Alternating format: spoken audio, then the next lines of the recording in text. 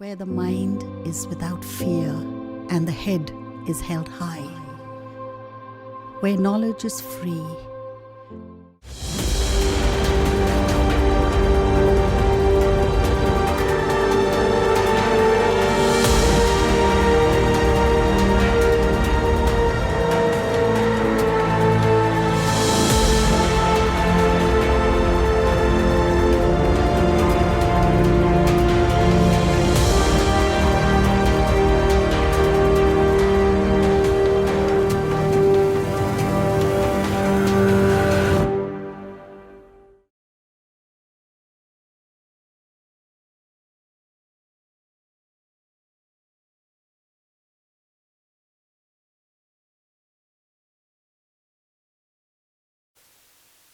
সবাইকে স্বাগতম। মালদা জেলা প্রশাসনের উদ্যোগে অনলাইন ক্লাস চলছে। আমি সমরেশ পাল, অক্রুরমণি করোনেশন ইনস্টিটিউশনের বিজ্ঞান বিভাগের শিক্ষক। দশম শ্রেণীর ক্লাস চলছে, পিরিয়ডিক টেবিল পড়ানো চলছে। আগের দিন স্নেহাংশু স্যার যেখানে শেষ করেছিলেন, আমি আজকে সেখান থেকে শুরু করছি। আমি অ্যাকচুয়ালি আজকে পিরিয়ডিক প্রপার্টি নিয়ে আলোচনা করব। ফার্স্ট পিরিয়ডিক প্রপার্টি যেটা আছে সেটা হচ্ছে অ্যাটমিক রেডিয়াস। অ্যাটমিক রেডিয়াস বা পারমাণবিক ব্যাসার্ধ।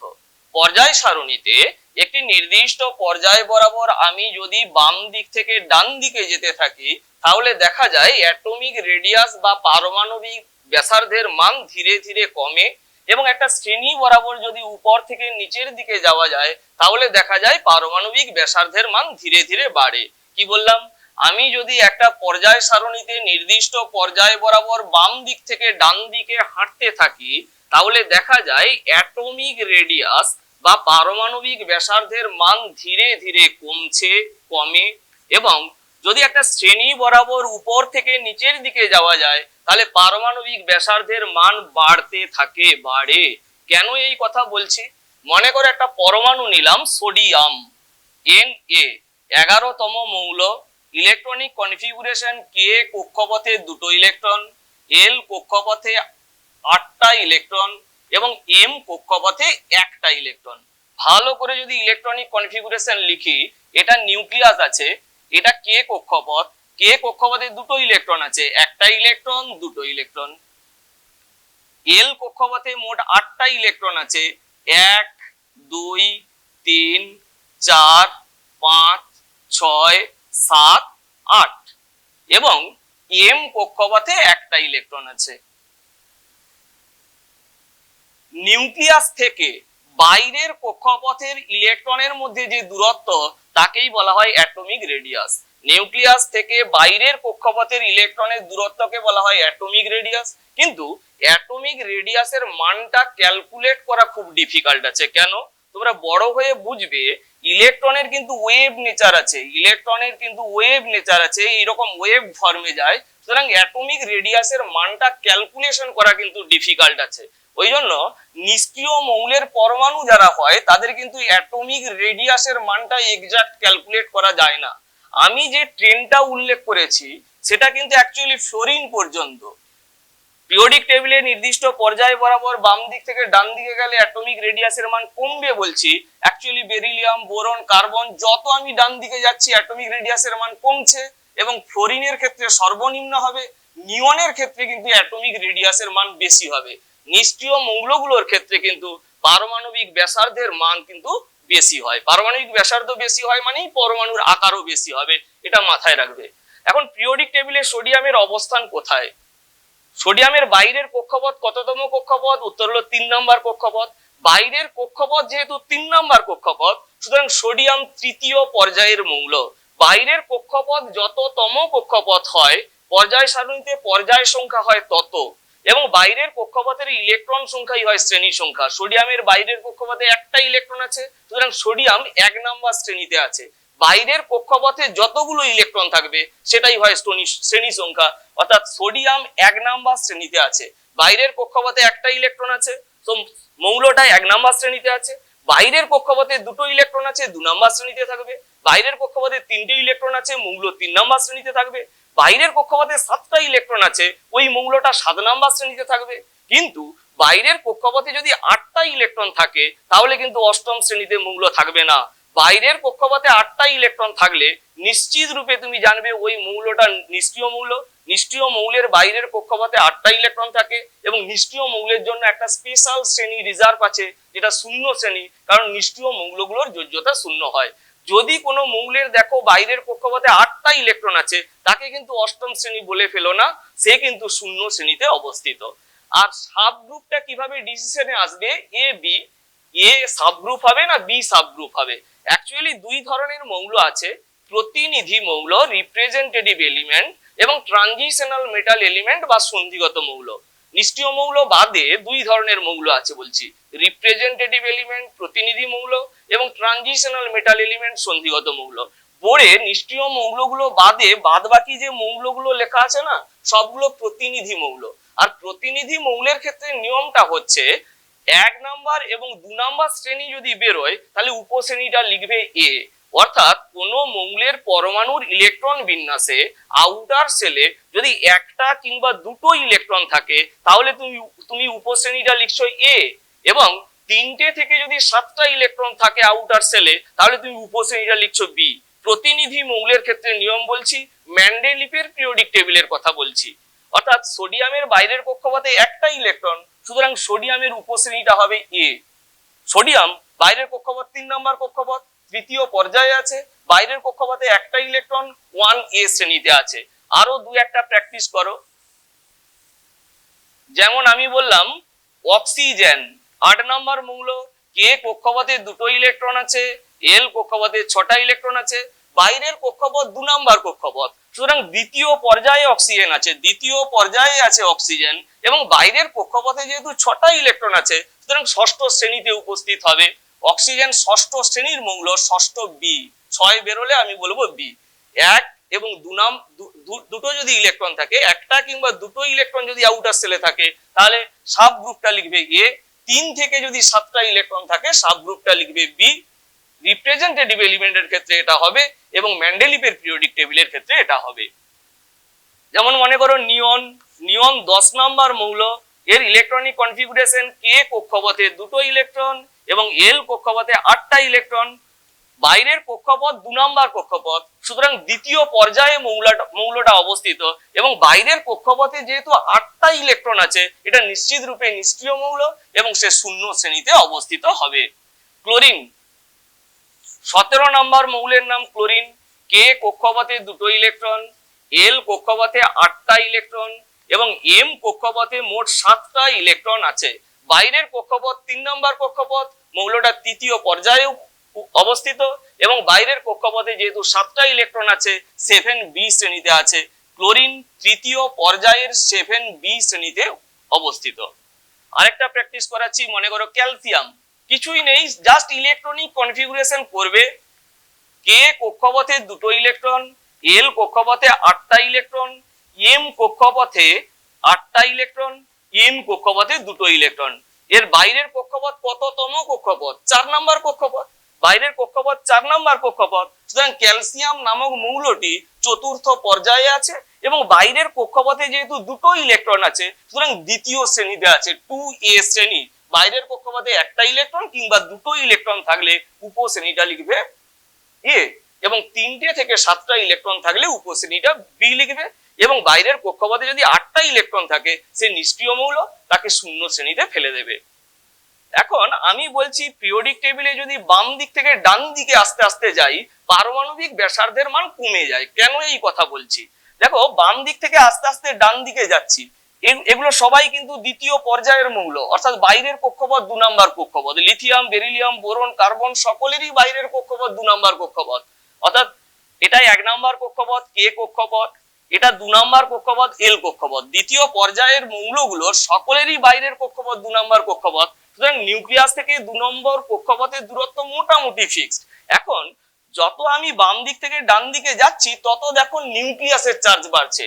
লিথিয়ামের নিউক্লিয়াসে 3টে প্রোটন আছে, বেরিলিয়ামের নিউক্লিয়াসে 4টে প্রোটন, বোরনের 5টা, কার্বনের 6টা, নিউক্লিয়াসের চার্জ বাড়ছে। তো নিউক্লিয়াসের চার্জ বাড়লে সে কি করবে? বাইরের কক্ষপথের ইলেকট্রনটাকে নিজ কেন্দ্রের দিকে বেশি মাত্রায় টেনে রাখবে, ফলে পারমাণবিক ব্যাসার্ধের মান স্লাইড কিন্তু ছোট হয়ে যাবে।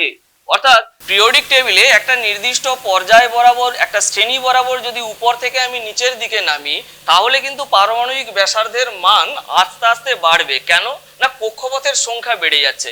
লিথিয়ামের বাইরের কক্ষপথ 2 নম্বর কক্ষপথ, সোডিয়ামের বাইরের কক্ষপথ 3 নম্বর কক্ষপথ, পটাশিয়ামের 4 নম্বর কক্ষপথ, রুবিডিয়ামের 5 নম্বর কক্ষপথ।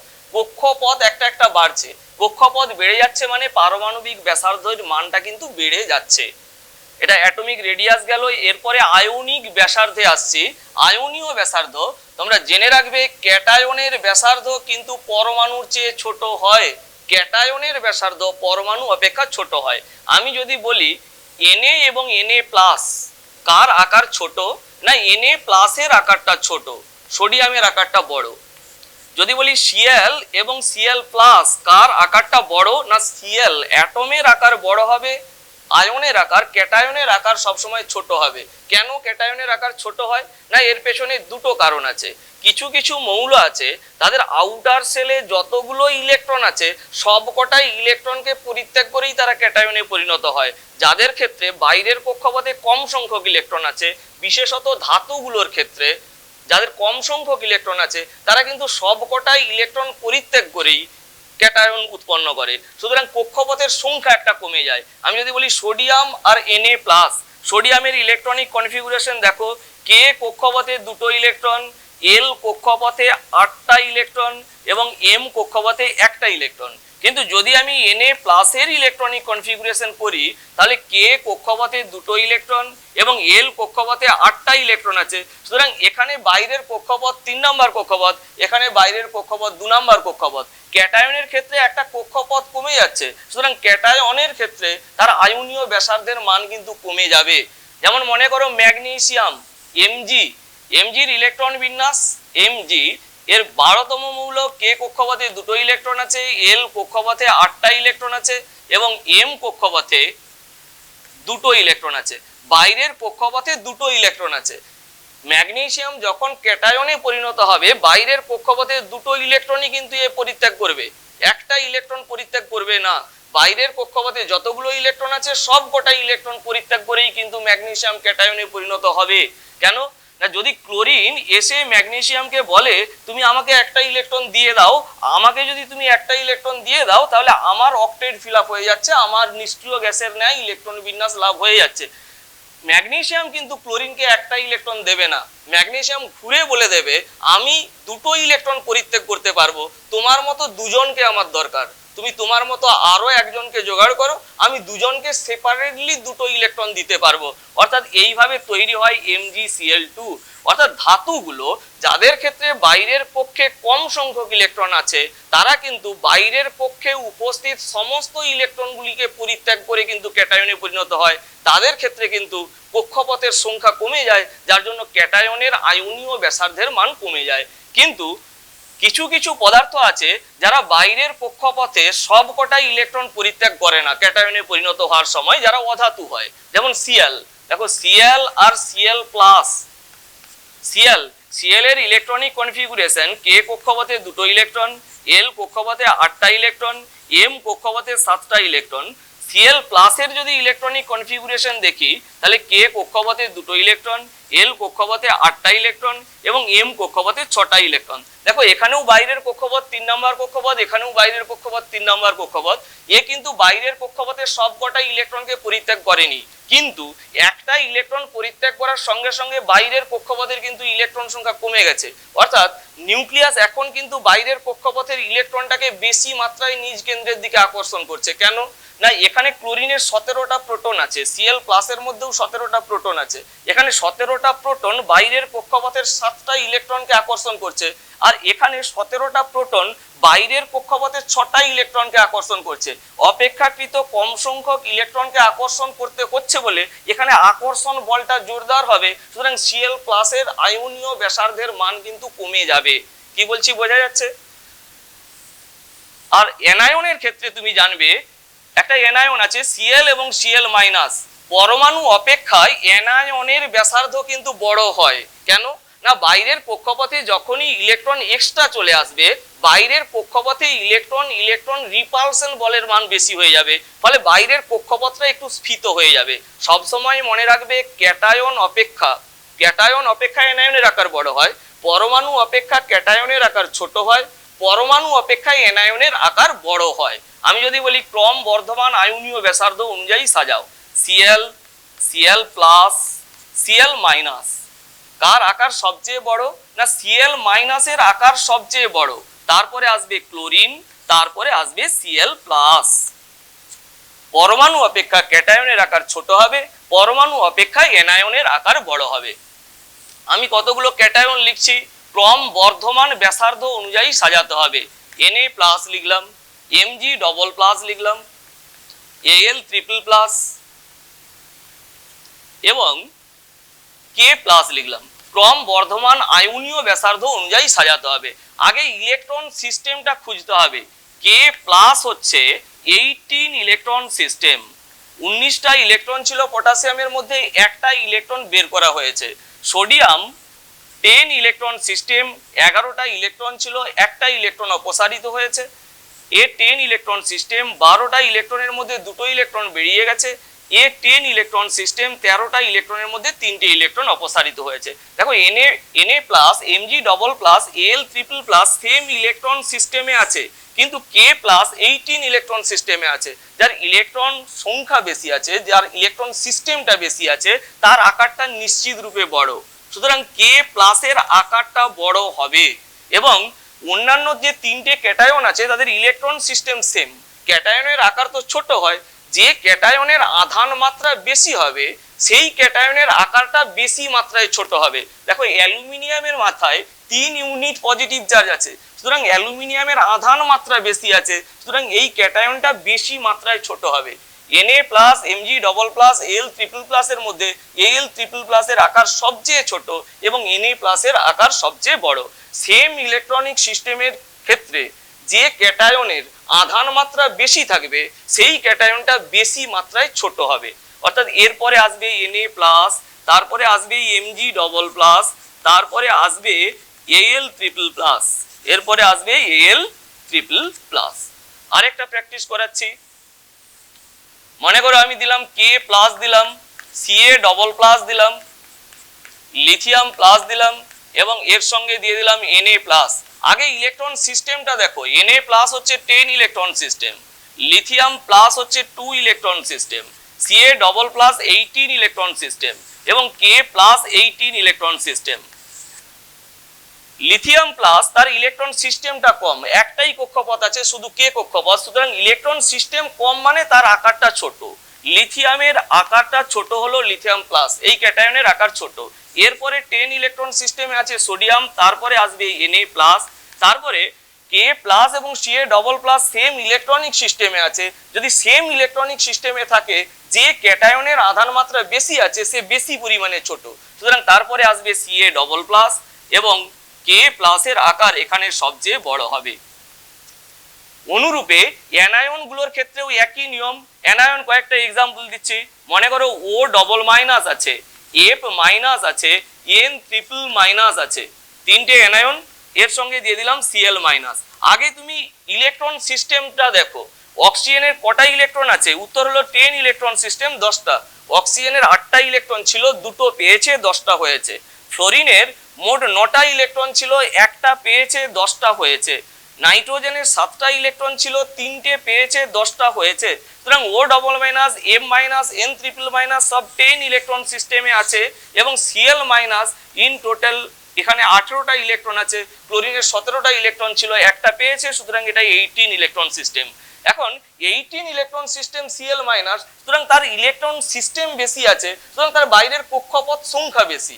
এর বাইরের কক্ষপথ হচ্ছে 3 নম্বর কক্ষপথ, সুতরাং Cl মাইনাসের আকারটা বড় হবে।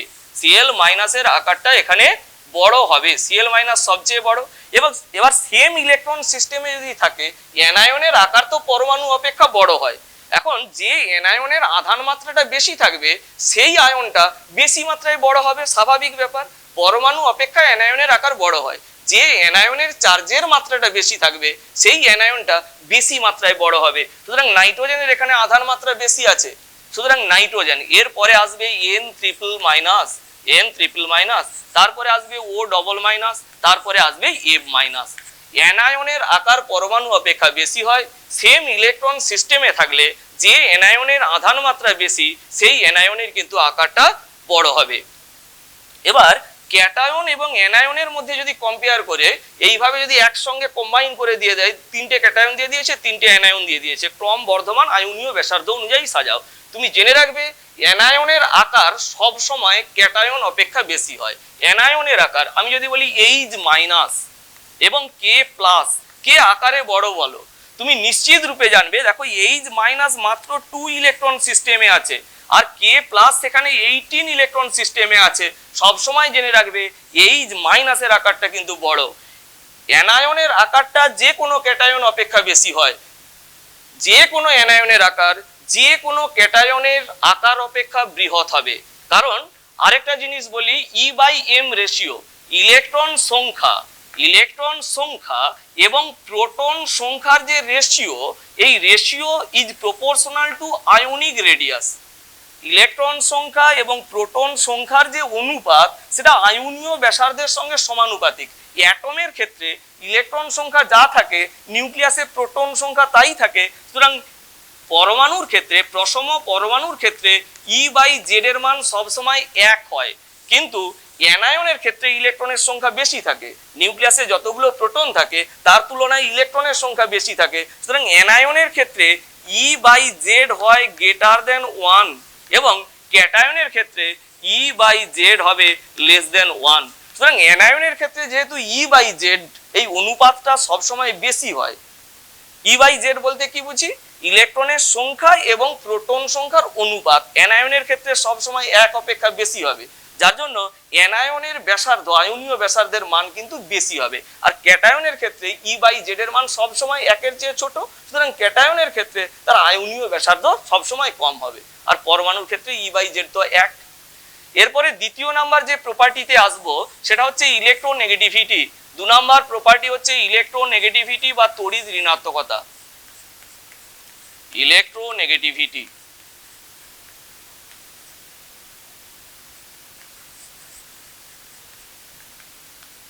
ইলেকট্রোনেগেটিভিটি বা তড়িৎ ঋণাত্মকতা কথা কি না, ইলেকট্রনের প্রতি টেন্ডেন্সি। কিরূপ ইলেকট্রনের প্রতি টেন্ডেন্সি না, বন্ড ফরমেশনকারী ইলেকট্রন যুগলের প্রতি টেন্ডেন্সি। মনে করো একটা রাসায়নিক বন্ধন আছে, একটা যৌগ ধরে নিলাম HCl, হাইড্রোজেন ক্লোরাইড। এখানে হাইড্রোজেন এবং ক্লোরিনের মধ্যে যে কেমিক্যাল বন্ডটা তুমি দেখতে পাচ্ছ, এই রাসায়নিক বন্ধনটা তৈরি হয়েছে কিন্তু দুটো ইলেকট্রন নিয়ে। বন্ড তৈরি হয় দুটো ইলেকট্রন নিয়ে, একটা হাইড্রোজেনের ইলেকট্রন, একটা ক্লোরিনের ইলেকট্রন। এই বন্ড ফরমেশনকারী ইলেকট্রন কিন্তু একেবারে মাঝে থাকে না, কিছুটা ক্লোরিনের দিকে টানা হয়ে থাকে, কারণ ক্লোরিনের ইলেকট্রোনেগেটিভিটি বেশি। ক্লোরিনের দিকে এই বন্ড ফরমেশনকারী ইলেকট্রন যুগল কিছুটা টানা হয়ে থাকে। ওই জন্য ক্লোরিনের মাথায় পার্সিয়ালি নেগেটিভ চার্জ তৈরি হয়, হাইড্রোজেনের মাথায় পার্সিয়ালি পজিটিভ চার্জ তৈরি হয়। এই বন্ড ফরমেশনকারী ইলেকট্রন যুগল নিজের দিকে টেনে নেওয়ার যে ক্ষমতা বা টেন্ডেন্সি, তাকেই বলা হয় তড়িৎ ঋণাত্মকতা। তড়িৎ ঋণাত্মকতা কোনো বিচ্ছিন্ন পরমাণুর ধর্ম নয়, যৌগস্থিত পরমাণুর ধর্ম। যৌগস্থিত বা অনুস্থিত কোনো একটা নির্দিষ্ট মৌলের পরমাণু বন্ধন সৃষ্টিকারী ইলেকট্রন জোড়কে নিজ কেন্দ্রের দিকে টেনে নেওয়ার যে ক্ষমতা বা প্রবণতাকে ওই যৌগে ওই মৌলের তড়িৎ ঋণাত্মকতা বলে। অনুস্থিত রাসায়নিক বন্ধনে আবদ্ধ কোনো একটা মৌলের পরমাণুর বন্ড ফরমেশনকারী ইলেকট্রন যুগলকে নিজ কেন্দ্রের দিকে টেনে নেওয়ার ক্ষমতা বা প্রবণতাকে ওই যৌগে ওই মৌলের তড়িৎ ঋণাত্মকতা বলে। এটা বিচ্ছিন্ন পরমাণুর ধর্ম নয়। ইলেকট্রোনেগেটিভিটি জাস্ট টেন্ডেন্সি, প্রবণতা। প্রবণতা কোনো একক হয় না, টেন্ডেন্সি এর কোনো একক নেই, যার জন্য ইলেকট্রোনেগেটিভিটি ইউনিটলেস। ইলেকট্রোনেগেটিভিটির কোনো একক হয় না। অবশ্য মুলিকেন নামক একজন সায়েন্টিস্ট বিচ্ছিন্ন পরমাণুর ধর্ম ধরে নিয়েছিলেন। ইলেকট্রোনেগেটিভিটিকে বিচ্ছিন্ন পরমাণুর ধর্ম ধরে নিয়ে উনি একটা ইকুয়েশন দিয়েছিলেন। ওই ইকুয়েশন থেকে বিভিন্ন মৌলের ইলেকট্রোনেগেটিভিটির মান উনি ক্যালকুলেশন করেছিলেন। কিন্তু তুমি মনে রাখবে তার ডেফিনেশন অনুযায়ী ইলেকট্রোনেগেটিভিটি কিন্তু কোনো বিচ্ছিন্ন পরমাণুর ধর্ম নয়, যৌগস্থিত পরমাণুর ধর্ম।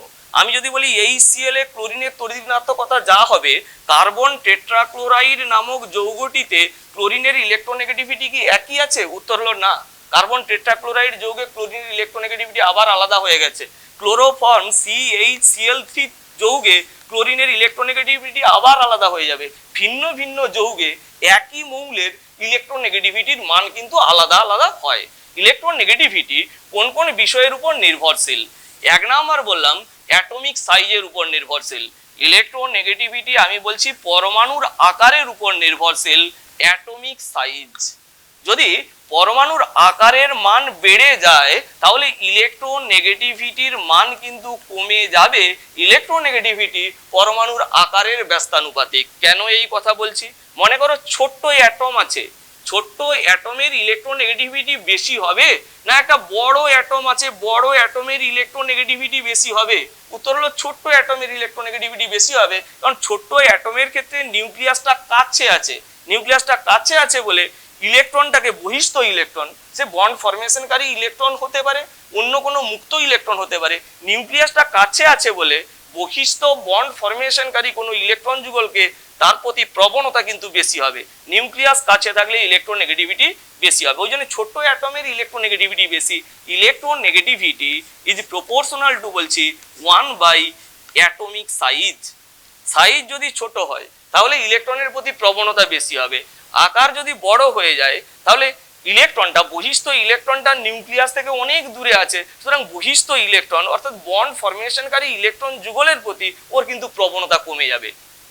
দ্বিতীয় নাম্বার বলছি ইলেকট্রোনেগেটিভিটি নির্ভর করে নিউক্লিয়াসের চার্জের উপর, চার্জ অফ দ্য নিউক্লিয়াস।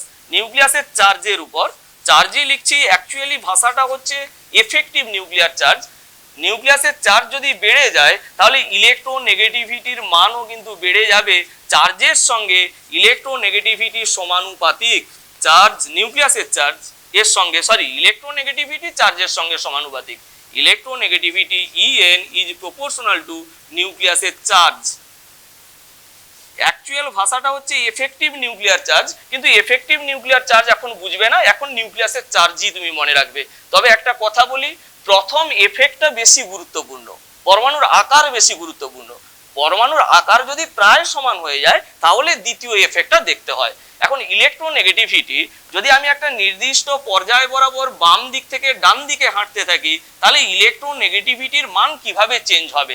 দেখো, বাম দিক থেকে ডান দিকে হাঁটছি, lithium, beryllium, boron, carbon, nitrogen আকার ধীরে ধীরে ছোট হচ্ছে। আর আকার যদি ছোট হয় তাহলে ইলেকট্রোনেগেটিভিটির মান বেড়ে যাবে। আকারের সঙ্গে ব্যস্তানুপাতিক সম্পর্ক আছে। দেখো, বাম দিক থেকে ডান দিকে গেলে আকার কমছে, ওর জন্য ইলেকট্রোনেগেটিভিটির মান কি হয়ে যাবে? বেড়ে যাবে। আর বাম দিক থেকে ডান দিকে গেলে নিউক্লিয়াসের চার্জও ধীরে ধীরে বাড়ছে। দেখো, লিথিয়ামের নিউক্লিয়াসে 3টে প্রোটন আছে, বেরিলিয়ামের নিউক্লিয়াসে 4টে, বোরনের নিউক্লিয়াসে 5টা, কার্বনের নিউক্লিয়াসে 6টা প্রোটন আছে। সুতরাং বাম দিক থেকে ডান দিকে গেলে নিউক্লিয়াসের চার্জও কিন্তু বাড়ছে। নিউক্লিয়াসের চার্জ বাড়লে আবার ফের ইলেকট্রোনেগেটিভিটি বেড়ে যায়। ওই জন্য বলছি একটা নির্দিষ্ট পর্যায় বরাবর আমি যদি বাম দিক থেকে ডান দিকে হাঁটতে থাকি তাহলে তড়িৎ ঋণাত্মকতা বা ইলেকট্রোনেগেটিভিটি নামক ধর্মটা আস্তে আস্তে বাড়ে। ইলেকট্রোনেগেটিভিটি বাড়তে থাকবে। আর উপর থেকে যদি নিচের দিকে যাই তাহলে তড়িৎ ঋণাত্মকতা বা ইলেকট্রোনেগেটিভিটির মান কমে। কেন? উপর থেকে নিচের দিকে গেলে পরমাণুর আকার অনেকটাই বেড়ে যাচ্ছে। দেখো, লিথিয়ামের বাইরের কক্ষপথ 2 নম্বর কক্ষপথ, সোডিয়ামের বাইরের কক্ষপথ 3 নম্বর কক্ষপথ, কক্ষপথ সংখ্যা বেড়ে যাচ্ছে, সুতরাং আকারটা অনেকটাই বেড়ে যাচ্ছে। আকার যদি বেড়ে যায় ইলেকট্রোনেগেটিভিটির মান কমে যাবে, অনেকটাই কমে যাবে, কারণ আকারটা অনেকটাই বাড়ছে। কি বলছি বুঝতে পারছো? এখানে আমার প্রশ্ন আছে, উত্তর আছে। প্রশ্ন কি? পর্যায় সারণীতে একটি নির্দিষ্ট পর্যায় বরাবর বাম দিক থেকে ডান দিকে হাঁটতে থাকলে এবং একটি শ্রেণী বরাবর উপর থেকে নিচের দিকে নামতে থাকলে ইলেকট্রোনেগেটিভিটির মান কিভাবে পরিবর্তিত হয়? এবং আমার উত্তর হলো, পর্যায় সারণীতে একটি নির্দিষ্ট পর্যায় বরাবর বাম দিক থেকে ডান দিকে যদি হাঁটা যায় তাহলে তড়িৎ ঋণাত্মকতার মান ধীরে ধীরে বাড়তে থাকবে, কারণ 1 নাম্বার পরমাণুর আকার ধীরে ধীরে ছোট হয় এবং 2 নাম্বার নিউক্লিয়াসের চার্জ ধীরে ধীরে বাড়তে থাকে। আর পর্যায় সারণীতে একটা শ্রেণী বরাবর যদি উপর থেকে নিচের দিকে যাওয়া যায় তাহলে ইলেকট্রোনেগেটিভিটির মান ধীরে ধীরে কমবে। কেন না? উপর থেকে নিচের দিকে নামলে কক্ষপথ সংখ্যা বৃদ্ধি পাওয়ার জন্য, বাইরের কক্ষপথ সংখ্যা বৃদ্ধি পাওয়ার জন্য পরমাণুর আকার কিন্তু অনেকটাই বেড়ে যায়। ইলেকট্রোনেগেটিভিটি তুমি জানবে, নিষ্ক্রিয় মৌলগুলোর ইলেকট্রোনেগেটিভিটি 0, এদের ইলেকট্রনের প্রতি কোনো প্রবণতা নেই।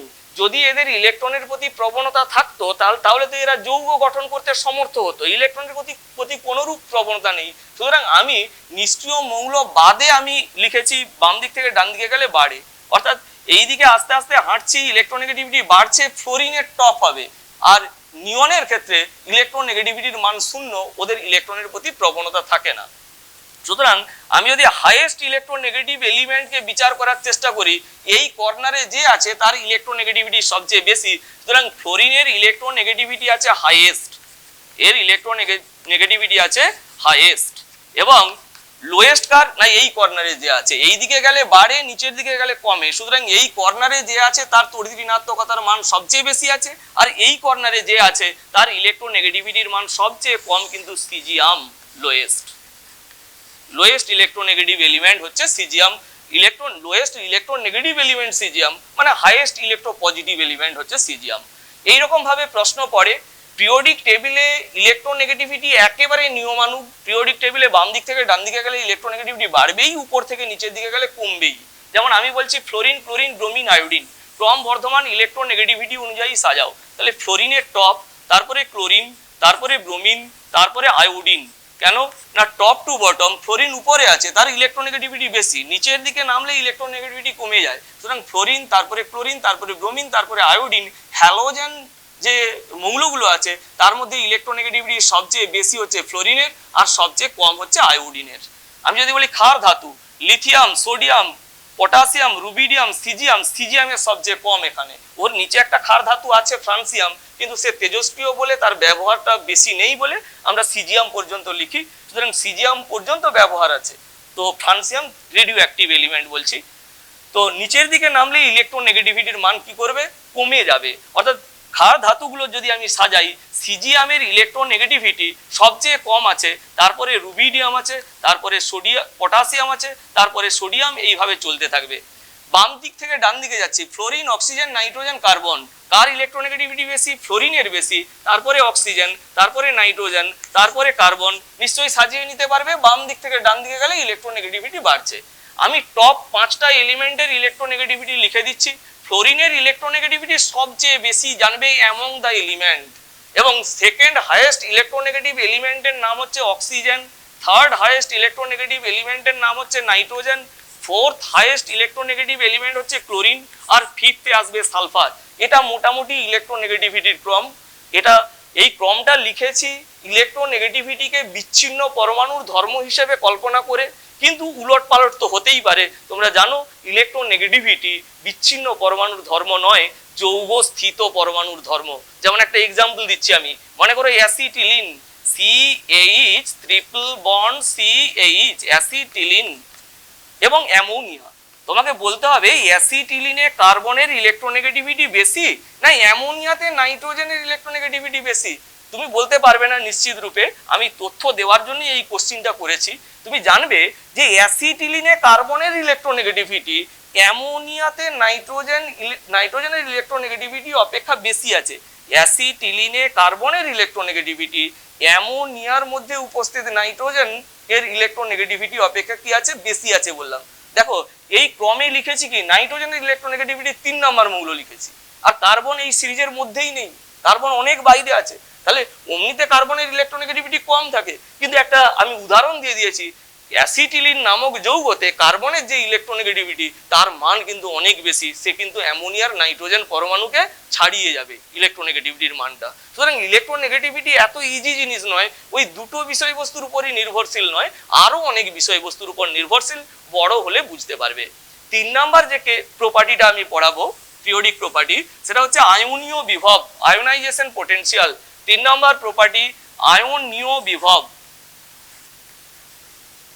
আয়নীয় বিভব বা আয়োনাইজেশন পোটেনশিয়াল, আইপি লিখলাম, সংক্ষেপে আইপি লিখলাম, আয়োনাইজেশন পোটেনশিয়াল। দেখো আয়োনাইজেশন পোটেনশিয়ালের আগে ডেফিনেশন বোঝো। গ্যাসীয় মৌলের বিচ্ছিন্ন পরমাণু, কি বললাম, গ্যাসীয় মৌলের বিচ্ছিন্ন পরমাণু। দুটো ভাষা ইউজ করেছি, মৌলটাকে গ্যাসীয় হতে হবে, পরমাণুটাকে বিচ্ছিন্ন হতে হবে। তার বহিস্থ কক্ষপথ থেকে আমি একটা ইলেকট্রনকে অপসারণ করব, তাহলে কি হবে, এই মৌলটা নিশ্চয়ই ক্যাটায়নে পরিণত হবে। কোনো মৌলের বাইর থেকে যদি আমি বা আউটার সেল থেকে যদি ইলেকট্রন আমি বের করে নেই, ওই মৌলটা নিশ্চিত রূপে ক্যাটায়নে পরিণত হবে, গ্যাসিয়াস ক্যাটায়নে পরিণত হবে। এখন এর জন্য শক্তির প্রয়োজন হবে, যে পরিমাণ শক্তির প্রয়োজন হবে সেই পরিমাণ শক্তিটাকে বলা হয় আয়োনাইজেশন পটেনশিয়াল, ন্যূনতম যে পরিমাণ শক্তির প্রয়োজন হবে। কিন্তু ক্যাটায়নটাকে মনে রাখবে গতি শক্তিহীন হতে হবে। কি বললাম? উৎপন্ন ক্যাটায়নটাকে গতি শক্তিহীন হতে হবে। ধীরে ধীরে বলছি। গ্যাসীয় মৌলের বিচ্ছিন্ন পরমাণু তার সর্ববহিস্থ কক্ষপথে সবচেয়ে আলগাভাবে আবদ্ধ ইলেকট্রনটিকে পরমাণুর কক্ষপথ চ্যুত করে গতি শক্তিহীন এক একক পজিটিভ তড়িৎগ্রস্ত আয়নে পরিণত করতে ন্যূনতম যে পরিমাণ শক্তির প্রয়োজন হয় তাকে ওই মৌলের আয়নীয় বিভব বলে, আয়োনাইজেশন পটেনশিয়াল। এটা প্রথম ইলেকট্রনটা বের করছি, আসলে এটা ফার্স্ট আয়োনাইজেশন পটেনশিয়াল। আমি লিখে দিলাম এখানে আয়োনাইজেশন পটেনশিয়াল 1, আয়োনাইজেশন পটেনশিয়াল 1 স্পষ্ট করে লিখছি। যে শক্তিটা লাগছে তাকে বলছি প্রথম আয়নীয় বিভব x প্লাস। গ্যাসীয় মৌলের বিচ্ছিন্ন পরমাণু তার সর্ববহিস্থ কক্ষপথে সবচেয়ে আলগাভাবে আবদ্ধ ইলেকট্রনটিকে পরমাণুর কক্ষপথচ্যুত করব, এক একক পজিটিভ তড়িৎগ্রস্ত আয়নে পরিণত হবে। তার জন্য যে ন্যূনতম শক্তির প্রয়োজন হয় তাকে বলা হয় ফার্স্ট আয়োনাইজেশন পটেনশিয়াল বা প্রথম আয়নীয় বিভব। দ্বিতীয় ইলেকট্রন বের করতে গেলে যে শক্তিটার প্রয়োজন হবে তাকে বলা হয় second ionization potential, ionization potential 2। তাহলে তৈরি হবে x ডবল প্লাস। আবার তৃতীয় ইলেকট্রন বের করতে গেলে যে শক্তির প্রয়োজন হবে, ন্যূনতম যে শক্তির প্রয়োজন হবে সেটাকে বলা হয় থার্ড আয়োনাইজেশন পটেনশিয়াল IP3, তৈরি হবে x ট্রিপল প্লাস।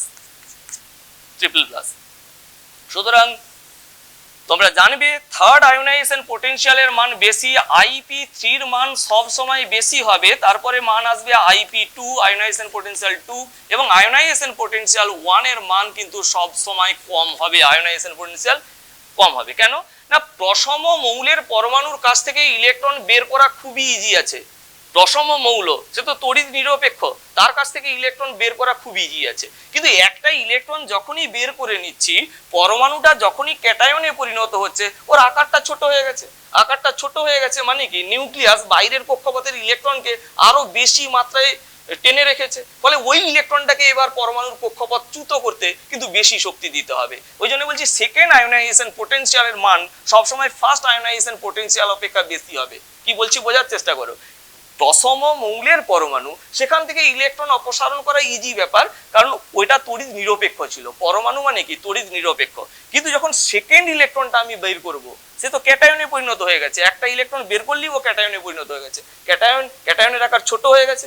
সুতরাং নিউক্লিয়াস বাইরের কক্ষপথের ইলেকট্রনকে আরো বেশি মাত্রায় টেনে রেখেছে, ফলে দ্বিতীয় ইলেকট্রনটাকে বের করতে বেশি শক্তি লাগবে।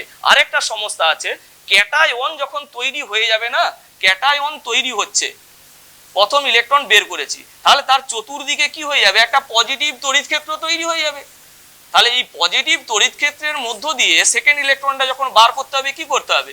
সেকেন্ড ইলেকট্রনটাকে ওই পজিটিভ তড়িৎ ক্ষেত্রের মধ্য দিয়ে বহন করে নিয়ে গিয়ে এই তড়িৎ ক্ষেত্রের বাইরে নিক্ষিপ্ত করতে হবে। এখন ক্যাটায়নের চতুর্দিকে একটা পজিটিভ তড়িৎ ক্ষেত্র তৈরি হবে, আমাকে নেগেটিভ তড়িৎগ্রস্ত ইলেকট্রনকে পজিটিভ তড়িৎ ক্ষেত্রের মধ্য দিয়ে বহন করে তড়িৎ ক্ষেত্রের বাইরে নিক্ষিপ্ত করতে হবে। তার জন্য এক্সট্রা শক্তির প্রয়োজন হবে। ওই জন্য বলছি সেকেন্ড আয়োনাইজেশন পটেনশিয়ালের মান অনেক বেশি হবে ফার্স্ট আয়োনাইজেশন পটেনশিয়ালের থেকে। এখানে কিন্তু কোনো ব্যতিক্রম নেই। আয়োনাইজেশন পটেনশিয়াল কোন কোন বিষয়ের বস্তুর উপর নির্ভরশীল? এক নাম্বার বললাম অ্যাটমিক সাইজ, পরমাণুর আকার এস এর উপর নির্ভরশীল। অ্যাটমিক সাইজ যদি বেড়ে যায়, আয়োনাইজেশন পটেনশিয়ালের মান কমে যাবে। কেন না? ছোট্ট অ্যাটম তার নিউক্লিয়াসটা কাছে আছে, বড় অ্যাটম নিউক্লিয়াসটা অনেক দূরে আছে, ছোট্ট অ্যাটম নিউক্লিয়াসটা কাছে আছে। তাহলে আউটার সেলের ইলেকট্রনটাকে সে নিজ কেন্দ্রের দিকে বেশি মাত্রায় আকর্ষণ করে আছে। সুতরাং ওই ইলেকট্রনটাকে কক্ষপথচ্যুত করতে বেশি শক্তি লাগবে। আর বড় অ্যাটমের ক্ষেত্রে বাইরের কক্ষপথের ইলেকট্রনটা অপেক্ষাকৃত আলগাভাবে আবদ্ধ অবস্থায় আছে, ওই ইলেকট্রনটাকে পরমাণুর কক্ষপথচ্যুত করতে অপেক্ষাকৃত কম শক্তি লাগবে। ওই জন্য আমি বলছি ionisation potential is proportional to 1 atomic size, ব্যস্তানুপাতিক, পরমাণুর আকারের সঙ্গে ব্যস্তানুপাতিক। 2 নাম্বার তথ্য দিচ্ছি, আয়োনাইজেশন পোটেনশিয়াল নিউক্লিয়াসের চার্জের উপরও নির্ভরশীল। নিউক্লিয়াসের চার্জ একই কথা বলছি ইলেকট্রোনেগেটিভিটির মতো, নিউক্লিয়াসের চার্জ যদি বেড়ে যায় আয়োনাইজেশন পোটেনশিয়ালের মান বেড়ে যাবে। কেন? নিউক্লিয়াসের চার্জ বেশি থাকলে বাইরের কক্ষপথের ইলেকট্রনকে সে বেশি মাত্রায় নিজ কেন্দ্রের দিকে টেনে রাখবে, ফলে ওই ইলেকট্রনটাকে কক্ষপথ থেকে বার করতে গেলে বেশি শক্তি লাগবে, ওই জন্য আয়োনাইজেশন পোটেনশিয়াল বেড়ে যাবে। আর 3 নাম্বার বললাম ইলেকট্রন নেগেটিভিটি যদি বেড়ে যায় কারো, তাহলে আয়োনাইজেশন পোটেনশিয়াল বেড়ে যাবে। ইলেকট্রন নেগেটিভিটি মানে কি? ইলেকট্রনের প্রতি প্রবণতা। একটা অ্যাটমের ইলেকট্রনের প্রতি প্রবণতা আছে, তার মানে সেই ইলেকট্রন গ্রহণ করতে চায়। যদি ওই পরমাণুর ক্ষেত্রে যদি আমি ইলেকট্রনকে অপসারণ করতে চাই তাহলে বেশি শক্তি লাগবে। একটা মৌল মনে করো যার ইলেকট্রন নেগেটিভিটি বেশি, সেই ইলেকট্রনটাকে আঁকড়ে ধরে রাখার চেষ্টা করবে। ইলেকট্রন নেগেটিভিটি মানে ইলেকট্রনের প্রতি প্রবণতা আছে, সে ওই ইলেকট্রনটাকে আঁকড়ে ধরে রাখার চেষ্টা করবে। তাহলে ওই ইলেকট্রনটাকে কক্ষপথচ্যুত করতে আমাকে বেশি শক্তি দিতে হবে। ওই জন্য বলছি ইলেকট্রন নেগেটিভিটি বেড়ে গেলে আয়োনাইজেশন পোটেনশিয়ালের মান বেড়ে যায়। একটা নির্দিষ্ট পর্যায় বরাবর আমি যদি বাম দিক থেকে ডান দিকে হাঁটি, আয়োনাইজেশন পোটেনশিয়ালের মান কিন্তু আস্তে আস্তে বাড়বে। কেন না? এখানে 3টে এফেক্টিভ পজিটিভ আছে। দেখো, লিথিয়াম, বেরিলিয়াম, বোরন, কার্বন, যত আমি বাম দিক থেকে ডান দিকে যাচ্ছি অ্যাটমিক সাইজ কিন্তু কমছে। পারমাণবিক ব্যাসার্ধ বা পরমাণুর আকার যদি কমে তাহলে আয়োনাইজেশন পোটেনশিয়াল বাড়বে। তাহলে পরমাণুর আকার কমছে, ওই জন্য আয়োনাইজেশন পোটেনশিয়াল বাড়বে। নিউক্লিয়াসের চার্জ আস্তে আস্তে বাড়ছে। লিথিয়ামের নিউক্লিয়াসে 3টে প্রোটন, বেরিলিয়ামের 4টা, বোরনের 5টা। নিউক্লিয়াসের চার্জ বাড়ছে। নিউক্লিয়াসের চার্জ বাড়লে আয়োনাইজেশন পোটেনশিয়ালের মান কি হবে? বেশি হবে। ইলেকট্রন নেগেটিভিটি, বাম দিক থেকে ডান দিকে গেলে ইলেকট্রন নেগেটিভিটির মানও বাড়ছে, একটু আগে দেখলাম। সুতরাং বাম দিক থেকে ডান দিকে গেলে আয়োনাইজেশন পোটেনশিয়াল বাড়বে। উপর থেকে নিচের দিকে গেলে আয়োনাইজেশন পোটেনশিয়াল কমবে। আয়োনাইজেশন পোটেনশিয়ালের মান কমবে। কেন না? এখানে চার্জের ব্যাপারটা আনার দরকার নেই। এফেক্টিভ নিউক্লিয়ার চার্জ, তুমি বলবে পরমাণুর আকার বাড়ছে, উপর থেকে নিচের দিকে যাচ্ছি মানে পরমাণুর আকার বাড়ছে, তার জন্য আয়োনাইজেশন পোটেনশিয়াল কমবে। আর ইলেকট্রোনেগেটিভিটি কমছে, ইলেকট্রোনেগেটিভিটি কমার জন্য আয়োনাইজেশন পোটেনশিয়ালের মান কমবে। আর আয়োনাইজেশন পোটেনশিয়ালের ইউনিট তুমি জানবে কিছু পরিমাণ শক্তি। তো শক্তি বললাম তো, বাইরের কক্ষপথ থেকে ইলেকট্রনটাকে কক্ষপথচ্যুত করতে ন্যূনতম যে পরিমাণ শক্তি লাগে, তাহলে শক্তির এককের সঙ্গে সমান আয়োনাইজেশন পোটেনশিয়াল। সিজিএস পদ্ধতিতে শক্তির একক আর্গ, সুতরাং আয়োনাইজেশন পোটেনশিয়ালের একক হবে আর্গ। এবং এসআই পদ্ধতিতে শক্তির একক জুল, আয়োনাইজেশন পোটেনশিয়ালের একক হবে কি? জুল হবে। আর আরেকটা জিনিস মনে রাখবে, আয়োনাইজেশন পোটেনশিয়াল কিন্তু ইলেকট্রন নেগেটিভিটির মতো পিরিয়ডিক টেবিলে একেবারে নিয়মিতভাবে পরিবর্তিত হয় না। এখানে অসংখ্য ব্যতিক্রম আছে, কিন্তু ব্যতিক্রমী জায়গাগুলো তুমি বুঝতে পারবে না। প্রথমেই বলে রাখি, নিষ্ক্রিয় মৌলগুলোর আয়োনাইজেশন পোটেনশিয়াল কিন্তু অনেক বেশি, কারণ নিষ্ক্রিয় মৌলের স্টেবল ইলেকট্রনিক কনফিগুরেশন আছে। সেই মৌলের বাইরের কক্ষপথ থেকে ইলেকট্রন অপসারিত করা কিন্তু খুবই মুশকিল আছে। যদি বাইরের কক্ষপথ থেকে ইলেকট্রন অপসারিত করা যেত তাহলে নিষ্ক্রিয় মৌলগুলো কিন্তু যৌগ গঠন করতে সমর্থ হতো। একমাত্র নিষ্ক্রিয় মৌলগুলোর মধ্যে জেননের আয়োনাইজেশন পোটেনশিয়াল কম আছে, ঠিক আছে, সেটা অক্সিজেনের সঙ্গে সমান আছে, 10.2 ইলেকট্রন ভোল্টের মতো আছে। জেনন বাদে সমস্ত নিষ্ক্রিয় মৌলের তোমার আয়োনাইজেশন পোটেনশিয়ালের মান কিন্তু বেশি আছে। ওই জন্য অ্যামং দ্য এলিমেন্ট হিলিয়ামের আয়োনাইজেশন পোটেনশিয়ালের মান সবচেয়ে বেশি। হিলিয়ামের আয়োনাইজেশন পোটেনশিয়াল সবচেয়ে বেশি। নিষ্ক্রিয় মৌলগুলোর মধ্যে হিলিয়ামের আবার আকারটা ছোট, আবার স্টেবল ইলেকট্রনিক কনফিগুরেশন আছে। আকার ছোট মানে কি? নিউক্লিয়াস কাছে আছে, আবার স্টেবল ইলেকট্রনিক কনফিগুরেশন আছে। কে কক্ষপথে ম্যাক্সিমাম 2টো ইলেকট্রনই থাকতে পারে, আর হিলিয়ামের কে কক্ষপথে 2টো ইলেকট্রন আছে। স্টেবল ইলেকট্রনিক কনফিগুরেশন এবং আকারটা ছোট হয়ে যাওয়ার জন্য হিলিয়ামের কিন্তু আয়োনাইজেশন পোটেনশিয়ালের মান হবে হাইয়েস্ট। আর লোয়েস্ট কার হবে না? সিজিয়াম। এই কর্নারে যে আছে সিজিয়ামের লোয়েস্ট হবে, লোয়েস্ট। আর তুমি জানবে বাম দিক থেকে ডান দিকে গেলে আয়োনাইজেশন পোটেনশিয়ালের মান ধীরে ধীরে বাড়বে বলেছি, কিন্তু খেয়াল রাখবে গ্রুপ 5 এবং গ্রুপ 6 এর মধ্যে ইন্টারচেঞ্জ করতে হবে, গ্রুপ 2 এবং গ্রুপ 3 এর মধ্যে কিন্তু ইন্টারচেঞ্জ করতে হবে। ঠিক আছে, এটা না বুঝে কিন্তু করতে হবে। এখন বুঝতে পারবে না, ফুন্ডের সূত্র আছে, অরবিটালের ব্যাপার আছে। সুতরাং তোমাকে মনে রাখতে হবে গ্রুপ 5 এবং গ্রুপ 6 এর মধ্যে ইন্টারচেঞ্জ করতে হবে, গ্রুপ 2 এবং গ্রুপ 3 এর মধ্যে ইন্টারচেঞ্জ করতে হবে। কি বললাম? মনে করো দ্বিতীয় পর্যায়ের মৌলগুলোকে আমি ক্রম বর্ধমান আয়োনাইজেশন পোটেনশিয়াল আইপি অনুযায়ী সাজাবো। টপ তো নিয়ন, নিষ্ক্রিয় মৌলের আয়োনাইজেশন পোটেনশিয়াল সবচেয়ে বেশি হয়, নিয়ন টপ হলো, তারপরে আসবে ফ্লোরিন, তারপরে তো আসা উচিত ছিল অক্সিজেন, তারপরে কি আছে? অক্সিজেন আছে। কিন্তু আমি বলছি 5 এবং 6 এই দুটো গ্রুপের মধ্যে ইন্টারচেঞ্জ করতে হবে। অর্থাৎ এরপরে কিন্তু নাইট্রোজেন আসবে, তারপরে কিন্তু অক্সিজেনের আয়োনাইজেশন পোটেনশিয়াল। নাইট্রোজেনের আয়োনাইজেশন পোটেনশিয়াল বেশি অক্সিজেন অপেক্ষা। তারপরে কার্বন যেরকম ছিল কার্বন লিখে দিলাম। তারপরে বোরন আসা উচিত, কিন্তু আসবে বেরিলিয়াম। গ্রুপ 2 এবং গ্রুপ 3 এর মধ্যে ইন্টারচেঞ্জ করতে হবে, আসবে বেরিলিয়াম, তারপরে আসবে কিন্তু বোরন, তারপরে আসবে বোরন। ওকে, গ্রুপ 3 এলিমেন্ট গুলো, সরি তৃতীয় পর্যায়ের মৌলগুলোকে আমি সাজিয়ে নিচ্ছি। আর্গনের টপ হবে, আর্গন তো নিষ্ক্রিয় মৌল। তারপরে কে আসবে না ক্লোরিন আসবে। তারপরে কে আসবে না ফসফরাস সালফারের মধ্যে ইন্টারচেঞ্জ হবে। গ্রুপ 5 এবং গ্রুপ 6 এলিমেন্ট গুলোর মধ্যে ইন্টারচেঞ্জ করতে হবে আয়োনাইজেশন পোটেনশিয়াল। অ্যাকচুয়ালি সালফার ডান দিকে আছে, তো বাম দিক থেকে ডান দিকে গেলে তো বাড়ে, তাহলে সালফারের তো বেশি হওয়া উচিত ছিল আয়োনাইজেশন পোটেনশিয়াল, কিন্তু বেশি হবে ফসফরাসের। এই জায়গায় ইন্টারচেঞ্জ করতে হবে। কেন হবে এখন বুঝতে পারবে না বলছি, কুন্ডের সূত্র আমাদের সিলেবাস বহির্ভূত, অরবিটাল বুঝতে হবে। সুতরাং ফসফরাসের বেশি হবে, তারপরে সালফারের, তারপরে সিলিকন যেরকম আছে সিলিকন লিখবো, তারপরে অ্যালুমিনিয়াম এবং ম্যাগনেসিয়ামের মধ্যে ফের ইন্টারচেঞ্জ গ্রুপ 2 গ্রুপ 3 এর মধ্যে, তাহলে ম্যাগনেসিয়াম আগে আসবে, ম্যাগনেসিয়ামের আয়োনাইজেশন পোটেনশিয়াল বেশি, তারপরে অ্যালুমিনিয়াম আসবে এবং সর্বশেষ আসবে সোডিয়াম। ডাউনে গ্রুপ আয়োনাইজেশন পোটেনশিয়াল কমবে বলছি, কোথাও ব্যতিক্রম নেই। দু একটা জায়গায় ব্যতিক্রম আছে অবশ্য, বলে দিচ্ছি কোথায় ব্যতিক্রম থাকবে। দেখো বোরনের নিচে অ্যালুমিনিয়াম, অ্যালুমিনিয়ামের নিচে যে মৌলটা আছে সেটার নাম হচ্ছে গ্যালিয়াম, Ga, গ্যালিয়াম। অ্যালুমিনিয়ামের নিচে যে মৌলটা আছে গ্যালিয়াম, এর আয়োনাইজেশন পোটেনশিয়াল কম হওয়া উচিত ছিল, কিন্তু তুমি জানবে অ্যালুমিনিয়ামের চেয়ে গ্যালিয়ামের কিন্তু আয়োনাইজেশন পোটেনশিয়ালের মান বেশি। কেন না, এখানে আকারেরও পার্থক্য আছে। উপর থেকে নিচের দিকে গেলে তো আকার বেড়ে যায়, কক্ষপথের সংখ্যা বেড়ে যায়, ওই জন্য আকার বেড়ে যায়। কিন্তু তুমি জেনে রাখবে এই যে জায়গাটা, অ্যালুমিনিয়ামের চেয়ে গ্যালিয়ামের আকারটা বড় হওয়া উচিত ছিল, কিন্তু অ্যাকচুয়ালি অ্যালুমিনিয়াম অপেক্ষা গ্যালিয়ামের আকার কিন্তু ছোট।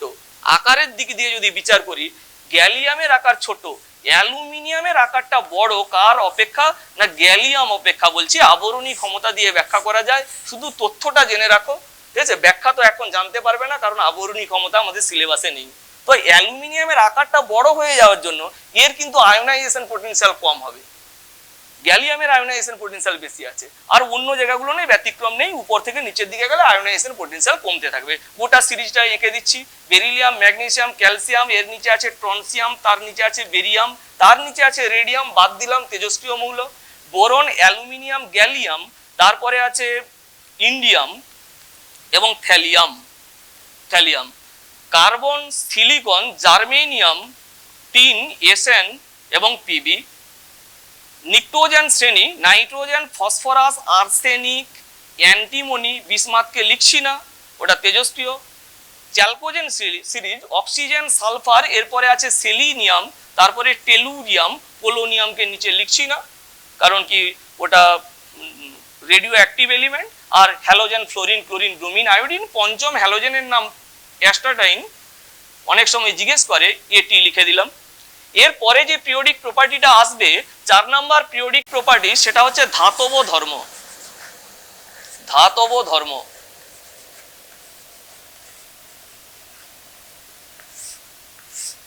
Metallic character. অ্যাকচুয়ালি ধাতব ধর্ম, ইলেকট্রোপজিটিভিটি মানে কি না ইলেকট্রন পরিত্যাগের প্রবণতা। যার ইলেকট্রনের পরিত্যাগের প্রবণতা বেশি তার ধাতব ধর্ম বেশি। আর ইলেকট্রন কারা পরিত্যাগ করতে চায় না ধাতুরা পরিত্যাগ করতে চায়।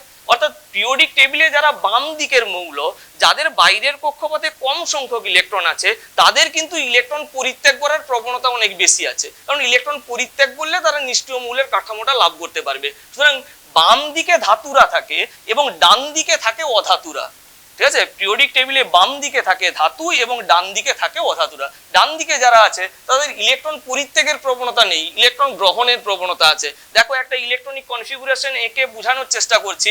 যেমন ম্যাগনেসিয়াম আমি বললাম, ম্যাগনেসিয়ামের ইলেকট্রনিক কনফিগুরেশন কে কক্ষপথে 2টো ইলেকট্রন, এল কক্ষপথে 8টা ইলেকট্রন, এম কক্ষপথে 2টো ইলেকট্রন, তাই তো? তাহলে ম্যাগনেসিয়াম তো ইনার্ট গ্যাসের ইলেকট্রন বিন্যাস লাভের চেষ্টা করবে। প্রত্যেকটা মৌল চাই নিষ্ক্রিয় গ্যাসের ন্যায় ইলেকট্রন বিন্যাস লাভ করতে। সুতরাং এ চাইবে বাইরের কক্ষপথে 8টা ইলেকট্রন রাখতে। সমস্ত মৌলই চাই বাইরের কক্ষপথে 8টা ইলেকট্রন রাখতে এবং নিষ্ক্রিয় গ্যাসের ন্যায় ইলেকট্রন বিন্যাস লাভ করার চেষ্টা করতে। অ্যাকচুয়ালি 3টে এলিমেন্ট আছে হাইড্রোজেন, লিথিয়াম এবং বেরিলিয়াম এই তিনটে মৌল বাইরের কক্ষপথে দুটো ইলেকট্রন রাখতে চায়, দ্বৈত পূর্তি করতে চায়। এরা হিলিয়ামের ন্যায় ইলেকট্রন বিন্যাস লাভ করতে চায়। তিনটে মৌল বাদে হাইড্রোজেন, লিথিয়াম, বেরিলিয়ামের টেন্ডেন্সি আছে দ্বৈত পূর্তি করা। বাকি সমস্ত রিপ্রেজেন্টেটিভ এলিমেন্টের প্রবণতা আছে কি না বাইরের কক্ষপথে 8টা ইলেকট্রন রাখবে। সুতরাং ম্যাগনেসিয়ামও চাইছে বাইরের কক্ষপথে 8টা ইলেকট্রন রাখবে। কি করলে রাখতে পারবে? যদি বাইরের কক্ষপথ থেকে সে দুটো ইলেকট্রন পরিত্যাগ করে তাহলে বাইরের কক্ষপথে সে 8টা ইলেকট্রন রাখতে পারছে। কিংবা যদি বাইরের কক্ষপথে সে 6টা ইলেকট্রন গ্রহণ করতে পারে তাহলেও এই বাইরের কক্ষপথে 8টা ইলেকট্রন হয়ে যাচ্ছে। এবার তুমি বিচার করো দুটো ইলেকট্রন পরিত্যাগ করা সহজ না 6টা ইলেকট্রন গ্রহণ করা সহজ? উত্তর হলো 6টা ইলেকট্রন গ্রহণ করার অপেক্ষা দুটো ইলেকট্রন পরিত্যাগ করা ইজি আছে। সুতরাং ম্যাগনেসিয়াম ইলেকট্রন পরিত্যাগ করতে চাইবে। যারা ইলেকট্রন পরিত্যাগ করার প্রবণতা থাকে তাদের ধাতব ধর্ম বেশি থাকে। সুতরাং ম্যাগনেসিয়াম হচ্ছে ধাতু। ওই জন্য বলছি বাম দিকের এলিমেন্ট গুলো যাদের বাইরের কক্ষপথে ইলেকট্রন সংখ্যা কম তাদের কিন্তু ইলেকট্রন পরিত্যাগের প্রবণতা থাকে, ওই জন্য তাদের ধাতব ধর্ম বেশি থাকে। আর ডান দিকের এলিমেন্টের একটা ইলেকট্রনিক কনফিগারেশন দেখাচ্ছি, বুঝতে পারবে। ক্লোরিনের ইলেকট্রন বিন্যাস, ক্লোরিনের কে কক্ষপথে দুটো ইলেকট্রন, এল কক্ষপথে 8টা ইলেকট্রন এবং এম কক্ষপথে আছে 7টা ইলেকট্রন আছে। তো বাইরের কক্ষপথে কটা ইলেকট্রন আছে? উত্তর হলো 7টা ইলেকট্রন। বাইরের কক্ষপথে যদি 8টা ইলেকট্রন রাখতে চায় ও কি করবে? একটা ইলেকট্রন গ্রহণ করলে ওর 8টা হয়ে যাবে ইলেকট্রন। কিংবা ও যদি 7টা ইলেকট্রন পরিত্যাগ করে তাহলেও বাইরের কক্ষপথে 8টা ইলেকট্রন হবে। তাহলে একটা ইলেকট্রন গ্রহণ করা ইজি না 7টা ইলেকট্রন পরিত্যাগ করা ইজি?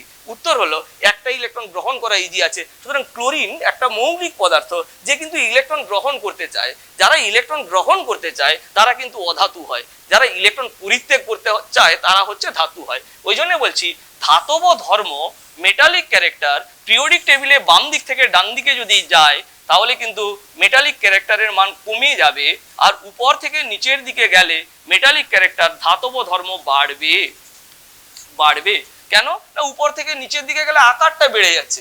ক্যালসিয়ামের আকারটা সিজিয়ামের আকারটা অনেক বড়। সুতরাং বাইরের কক্ষপথের ইলেকট্রনটা অধিকতর আলগাভাবে আবদ্ধ অবস্থায় আছে। ওই ইলেকট্রনটা সহজে বাইরের কক্ষপথ থেকে বেরিয়ে আসতে পারবে। বাইরের কক্ষপথ থেকে যত সহজে ইলেকট্রন বাইরে বেরিয়ে আসবে তত কিন্তু ওর ধাতব ধর্ম বেশি হবে। সুতরাং উপর থেকে নিচের দিকে গেলে মেটালিক ক্যারেক্টারটা বাড়বে। এটা ধাতব ধর্ম বলছি, ধাতব ধর্ম। আর অধাতব ধর্ম হবে ধাতব ধর্মের ঠিক উল্টোটা। অধাতব ধর্মের যদি ক্রম বলি, অধাতব ধর্ম এর ক্রম হচ্ছে বাম দিক থেকে ডান দিকে গেলে বাড়ে, আর উপর থেকে নিচের দিকে গেলে অধাতব ধর্ম হচ্ছে কমে। ধাতব ধর্ম যা হবে তার উল্টোটা হবে। ধাতব ধর্ম মানে ইলেকট্রোপজিটিভিটি মানে কি না ইলেকট্রন পরিত্যাগ করার ধর্ম। অধাতব ধর্ম মানে কি ইলেকট্রন গ্রহণ করার ধর্ম। যার ইলেকট্রন পরিত্যাগ করার ধর্মটা বেশি আছে তার ইলেকট্রন গ্রহণ করার ধর্মটা কম আছে, স্বাভাবিক ব্যাপার। আর তোমরা নাম জানো 1A শ্রেণীকে বলা হয় ক্ষার ধাতুর শ্রেণী, এগুলো ধাতু। 2A এই শ্রেণীটাকে বলা হয় ক্ষারীয় মৃত্তিকা ধাতুর শ্রেণী, এদের নামই বলছে ধাতু। সুতরাং পিরিয়ডিক টেবিলে যত বাম দিক থেকে ডান দিকে যাবে তত ধাতব ধর্ম কমবে, অধাতব ধর্ম বাড়বে। আর মনে রাখবে ধাতব ধর্ম মানেই কিন্তু বিজারণ ধর্ম। ধাতব ধর্ম আর বিজারণ ধর্ম একই। এইখানেই আমি লিখে দিলাম বিজারণ ধর্ম।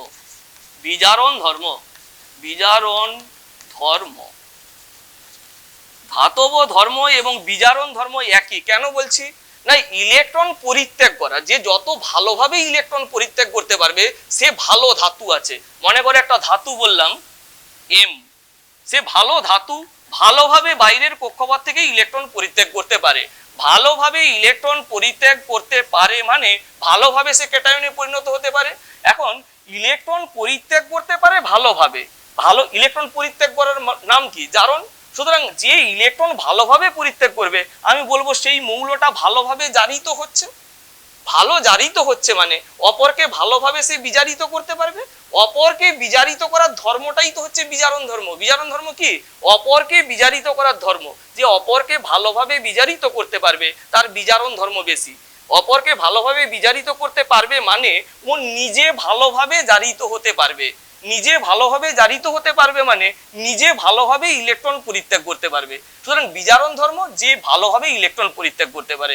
ধাতব ধর্ম কি? যে ইজিলি ইলেকট্রন পরিত্যাগ করতে পারে। সুতরাং ধাতব ধর্ম বিজারণ ধর্ম প্রায় সেম। অ্যাকচুয়ালি বিজারণ ধর্ম তোমরা প্রায় সেম বলছি। এখন এটাই মনে রাখবে ধাতব ধর্মের ক্রম যা হয় বিজারণ ধর্মের ক্রম তা হয়, এবং অধাতব ধর্মের ক্রম জারণ ধর্মের ক্রমের সঙ্গে সমান হয়। জারণ ধর্ম কিন্তু ইলেকট্রোকেমিক্যাল সিরিজটাও একটু মাথায় রাখবে। অ্যাকচুয়ালি জারণ ধর্ম বিজারণ ধর্ম এইগুলো অ্যাকচুয়ালি আসবে ইলেকট্রোমোটিভ ফোর্সের যদি আইডিয়া থাকে, তাহলে প্রকৃত বিচারটা করতে পারবে। ইলেকট্রোমোটিভ ফোর্স এখনো আমাদের সিলেবাসে আসেনি, সুতরাং জারণ বিজারণ প্রপার্টি এখন তুমি মনে রাখবে। ধাতব ধর্ম বেড়ে গেলে বিজারণ ধর্ম বাড়বে, এবং অধাতব ধর্ম বাড়লে জারণ ধর্ম বাড়বে। অধাতব ধর্ম, জারণ ধর্ম, ইলেকট্রোনেগেটিভিটি সবগুলো একই রকম, ঠিক আছে? ইলেকট্রোনেগেটিভিটি বেশি হলে অধাতব ধর্ম বেশি হবে, জারণ ধর্ম বেশি হবে। আরেকটা জিনিস বলি, ধাতব অক্সাইড গুলো কিন্তু ক্ষারীয় প্রকৃতির হয়। ধাতব অক্সাইড মানে ক্ষারীয়, অধাতব অক্সাইড গুলো আম্লিক হয়। এক্সাম্পল দিচ্ছি, ধাতব অক্সাইড বলছি ক্ষারীয়, ধাতব অক্সাইড, ধাতব অক্সাইড কতগুলো ধাতুর উদাহরণ দিচ্ছি, সোডিয়াম, পটাশিয়াম, রুবিডিয়াম। সোডিয়ামের অক্সাইড Na2O ক্ষারীয়, রুবিডিয়ামের অক্সাইড Rb2O ক্ষারীয়, CS2O ক্ষারীয়। ধাতব অক্সাইড মানে ক্ষারীয় হবে। ধাতব ধর্ম যত বেশি হবে, ধাতব অক্সাইডের ক্ষারীয় চরিত্র তত বেশি হবে। ধাতব ধর্ম সিজিয়ামের বেশি, উপর থেকে নিচের দিকে গেলে ধাতব ধর্ম বেড়ে যায়, সুতরাং সিজিয়াম অক্সাইডের ক্ষারীয় চরিত্র বেশি। ধাতব অক্সাইড গুলো ক্ষারীয় হয়, এবং ধাতব অক্সাইডের ক্ষারীয় ধর্মটা নির্ভর করবে ধাতব ধর্মের উপর। যে ধাতুর যে পদার্থের ধাতব ধর্মটা বেশি, তার অক্সাইডের ক্ষারীয় চরিত্র বেশি। যেমন আমি বললাম Na2O, MgO, Al2O3, Na2O, MgO, Al2O3, Al2O3, SiO2। বাম দিক থেকে ডান দিকে যাচ্ছি আমি, ধাতব ধর্ম কমছে। ধাতব ধর্ম কমছে মানে অক্সাইডের ক্ষারীয় ধর্ম কমছে। Na2O ক্ষারধর্মী, MgO ক্ষারধর্মী, কিন্তু ক্ষারধর্মিতা কমে গেল। Al2O3 ক্ষারধর্মিতা আরো কমে গেল, কিছুটা আম্লিক ক্যারেক্টার তৈরি হলো। Al2O3 কে বলা হয় উভধর্মী অক্সাইড, এবং SiO2 একবারে কমপ্লিটলি আম্লিক। সুতরাং P2O5 আরো বেশি আম্লিক, SO2 আরো বেশি আম্লিক। আবার বিপরীতভাবে বলতে পারি ধাতব অক্সাইড গুলো ক্ষারীয় হয়, কিন্তু ব্যতিক্রম আছে। দুটো আম্লিক অক্সাইডের নাম আমি বলে দিচ্ছি, তোমরা ক্লাস 9-এ পড়েছো, Cr2O3 ক্রোমিয়াম ট্রাইঅক্সাইড, এবং ম্যাঙ্গানিজ হেপ্টক্সাইড Mn2O7 ক্লাস 9-এ পড়েছো। এগুলো ধাতব অক্সাইড, কিন্তু আম্লিক প্রকৃতির হয়। অপরদিকে অধাতব অক্সাইড গুলো আম্লিক হয়, ধাতব অক্সাইড ক্ষারীয় হয়। এই দুটো ধাতব অক্সাইড কিন্তু আম্লিক প্রকৃতির হয়। অধাতব অক্সাইড গুলো, অধাতব অক্সাইড এরা অধাতব অক্সাইড মানেই অম্লধর্মী, অর্থাৎ CO2 কার্বন অধাতু, CO2 আম্লিক, সালফার অধাতু, SO2 আম্লিক, ফসফরাস অধাতু, P2O5 আম্লিক, Cl অধাতু, Cl2O আম্লিক, ঠিক আছে? তো এই যে এই তিনটে অক্সাইডের বিচার করো, কার আম্লিকতা বেশি? অধাতব ধর্ম দেখবো। অধাতব ধর্ম যে মৌলটার অধাতব ধর্ম বেশি, তার অক্সাইডের আম্লিকতা বেশি। দেখো ফসফরাস, সালফার, ক্লোরিন, বাম দিক থেকে ডান দিকে গেলে অধাতব ধর্ম বাড়ে, তো ক্লোরিনের অধাতব ধর্ম বেশি, সুতরাং ওর অক্সাইডের আম্লিক ক্যারেক্টার বেশি হবে। আম্লিক ক্যারেক্টার অনুযায়ী তিনটে অক্সাইডকে যদি সাজাই, এটা হবে 1 নাম্বার, এটা হবে 2 নাম্বার, এটা হবে 3 নাম্বার, ঠিক আছে? অধাতব অক্সাইড যেমন আমি বললাম CO2, NO2, B2O3, CO2 এবং NO2, কার আম্লিক ধর্ম বেশি? অক্সাইডের আম্লিক চরিত্র। NO2 এই অক্সাইডের আম্লিক ক্যারেক্টারটা বেশি হবে। কেন না? নাইট্রোজেনের ইলেকট্রন অধাতব ধর্ম বেশি। অধাতব ধর্ম জাজমেন্ট করবে ইলেকট্রোনেগেটিভিটি থেকে। একই জিনিস আছে, বাম দিক থেকে ডান দিকে গেলে ইলেকট্রোনেগেটিভিটি বেড়ে যায়, সুতরাং নাইট্রোজেনের ইলেকট্রোনেগেটিভিটি বেশি, নাইট্রোজেনের অধাতব ধর্ম বেশি। নাইট্রোজেনের অধাতব ধর্ম বেশি বলে নাইট্রোজেনের অক্সাইডটা বেশি মাত্রায় আম্লিক হবে। NO2-র আম্লিক চরিত্র বেশি, তারপরে CO2, তারপরে B2O3। আর দুটো একটা ব্যতিক্রম জেনে রাখবে, কিছু কিছু অধাতব অক্সাইড কিন্তু প্রশম প্রকৃতির হবে। একেবারে তুমি কমন এক্সাম্পল জানবে, জল। ক্লাস 9-এ পরীক্ষায় প্রশ্ন পড়তো, একটা প্রশম অক্সাইডের উদাহরণ দাও। জল কিন্তু প্রশম অক্সাইড। কার্বন মনোক্সাইড, কার্বনের অক্সাইড, এটা কিন্তু আম্লিক নয়। নাইট্রিক অক্সাইড NO এবং নাইট্রাস অক্সাইড, যেটাকে লাফিং গ্যাস বলে, নাইট্রাস অক্সাইড, এটাও কিন্তু একটা অধাতব অক্সাইড। কি বলছি, সরি, এটা অধাতব অক্সাইড কিন্তু প্রশম প্রকৃতির। 4টে আমি অক্সাইড বোর্ডে লিখে রেখেছি, এরা অধাতব অক্সাইড, কিন্তু এদের নেচারটা হয় প্রশম, তড়িৎ প্রশম। কি বলছি বোঝা যাচ্ছে? আরেকটা জিনিস বলি, কর্ণ সম্পর্ক। দেখো, লিথিয়াম এবং ম্যাগনেসিয়াম এদের মধ্যে কর্ণ সম্পর্ক আছে। লিথিয়াম এবং ম্যাগনেসিয়ামের কেমিক্যাল প্রপার্টিতে কিন্তু কিছু কিছু মিল আছে। এই যে কোণে আমি অ্যারো চিহ্ন দিচ্ছি, এই কোণ বরাবর যে মৌলগুলো আছে তাদের মধ্যে কিন্তু কর্ণ সম্পর্ক আছে। অর্থাৎ একটা নির্দিষ্ট পর্যায়ের নির্দিষ্ট মৌলের সঙ্গে তার পরের পর্যায়ের পরের মৌল, এই কোণের কথা বলছি, এই কোণের কথা বলছি না। কিন্তু বেরিলিয়ামের সঙ্গে সোডিয়ামের রাসায়নিক ধর্মে মিল নেই, বা বোরনের সঙ্গে ম্যাগনেসিয়ামের রাসায়নিক ধর্মে মিল নেই, ওই কোণের কথা বলছি। লিথিয়ামের সঙ্গে ম্যাগনেসিয়ামের কিন্তু রাসায়নিক ধর্মে মিল আছে। একটা নির্দিষ্ট পর্যায়ের নির্দিষ্ট মৌলের সঙ্গে তার ঠিক পরের পর্যায়ের পরের মৌলের রাসায়নিক ধর্মে মিল আছে, আর এই মৌলগুলো পরস্পর কোণাকুনি অবস্থান করে বলে এদেরকে বলা হয় কর্ণ সম্পর্ক। যদিও কর্ণ সম্পর্কটা প্রমিনেন্টলি দেখা যায় লাইটার এলিমেন্টের ক্ষেত্রে, হেভিয়ার এলিমেন্টের ক্ষেত্রে দেখা যায় না। ওই জন্য কর্ণ সম্পর্কের উদাহরণ দাও, এই প্রশ্নটা যদি পড়ে যায়, লিথিয়াম ম্যাগনেসিয়াম, বেরিলিয়াম অ্যালুমিনিয়াম এই দুটো এক্সাম্পলের মধ্যেই সীমাবদ্ধ থাকবে।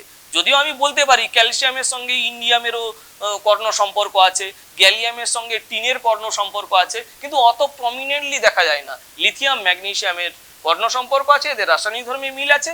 বেরিলিয়াম এবং অ্যালুমিনিয়ামের রাসায়নিক ধর্মে মিল আছে। তাহলে পিরিয়ডিক টেবিল এইখান পর্যন্তই হলো। তোমাদের যদি কোনো প্রশ্ন থাকে তাহলে তোমরা বাংলা শিক্ষা পোর্টালে প্রশ্ন করতে পারো, ওখানে টিচার অ্যাভেলেবেল আছে। মোবাইলের মাধ্যমে তোমাদের প্রশ্নের জবাব দেওয়া হবে এবং তোমাদেরকে বুঝিয়ে দেওয়া হবে।